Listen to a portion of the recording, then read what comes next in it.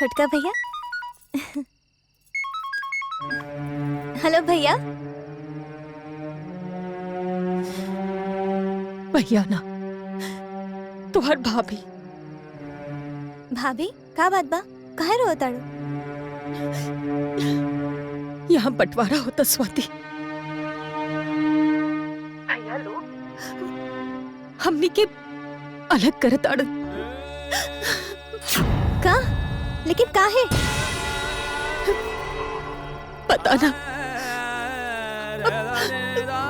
हमके कुछ समझ में नहीं आवत कि हम कहाँ जाए। तुम्हारे भैया के हाथ कटा गए, हमने के बेसहारा हो गई बानी स्वाति। के बनी हमने के सहारा बतावा। चुप हो जा भाभी, रो मत। भैया कहाँ बाड़े? वो बाहर गई हमें।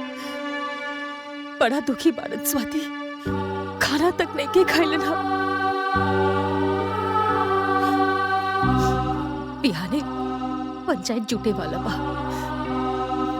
अब तू ही बतावा हम कैसे समझाई तोहर भैया? कहाँ कही उनका से? रो मत भाभी, चुप हो जा। हिम्मत से काम ला और भगवान पे भरोसा रख, कुछ ना होए। और भैया के समझावा। हमके तो खुद समझ में नहीं आवत कि हम उनका से का कही। जब वो बिलक बिलक के हमसे पूछत रहत कि राधिका साचो हमार घर बार 3 हिस्सा में बटा जाए, खेत सब अलग हो जाए। अब तू ही बतावा स्वाति, हम उनका से का कही, कैसे भरोसा दिलाई?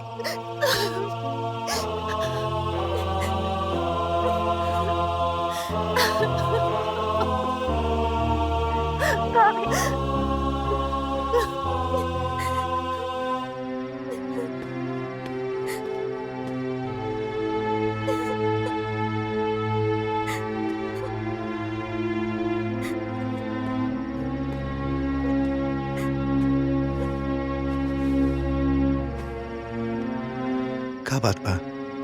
ऐसे काहे रो रहल बाड़ू? केहू कुछ कहलस का? राधिका भाभी के फोन आयल रहे।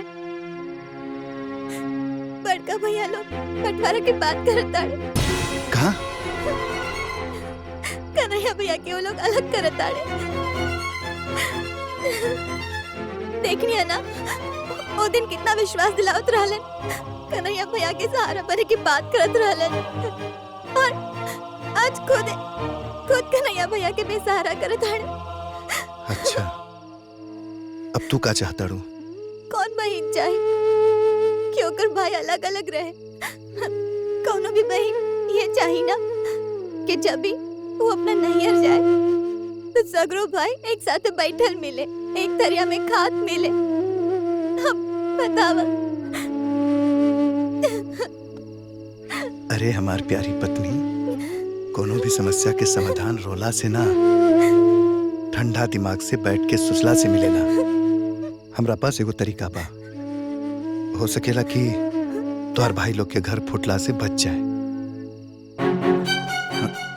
हमार बात ध्यान से सुना।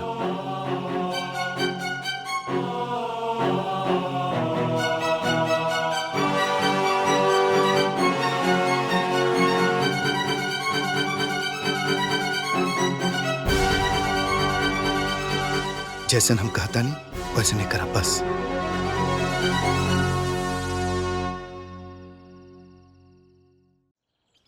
भाई लोगन, माधव, किशन और कन्हैया के बीच जोन जमीन के बंटवारा के रूपरेखा बा, पंच लोगन के आपसी सहमति, विचार विमर्श के बाद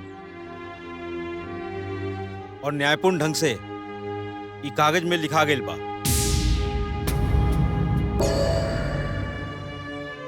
एक घर में 3 हिस्सा है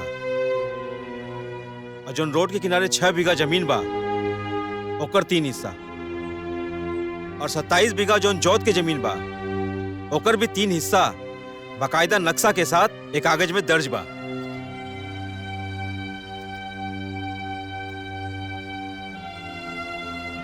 हम तीनों भाई से जानल चाहतनी कि तू लोग के अगर कोनो अपन बात कहे के होगा तो कह सकेला। ना मुखिया जी, हमने के कुछ ना कहे। रहुआ के जब उचित लगे वो फैसला ली। पूरा फिल्म देखे खातिर अभी डाउनलोड करी दंगल प्ले ऐप।